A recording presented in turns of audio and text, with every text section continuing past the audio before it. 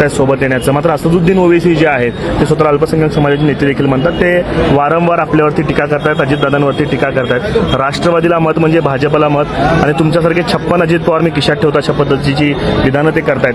काय नेमकं कारण असावं, कशासाठी ते टीका करतात? एक भाग असा आहे की अजितदादा आणि राष्ट्रवादी काँग्रेस पक्ष सेक्युलर विचारधाराचा मूलभूत सिद्धांताचा पक्ष आहे. शिवशाहू फुले आंबेडकरांची सामाजिक क्षमता हा आमच्या पक्षाचा विचाराचा आत्मा आहे. अशा वेळेला अल्पसंख्याक समाज, बहुभाषिक या सर्वांनाच गेले अनेक वर्ष राज्यभरामध्ये देशभरामध्ये आम्ही त्या ठिकाणी जोडले. हे संबंध करत असताना राज्यातील अल्पसंख्याक समाजाच्या हजारो कोटी रुपयाच्या योजना अजितदादांच्या समर्थ नेतृत्वाखाली राष्ट्रवादी काँग्रेस पक्षाने महायुतीच्या माध्यमातून त्या ठिकाणी केलेले आहे. आम्ही एनडीएमध्ये आहोत, आम्ही कधी नाकारलं नाही, पण आमच्या मूळ विचारधारेचं आम्ही काम करतो.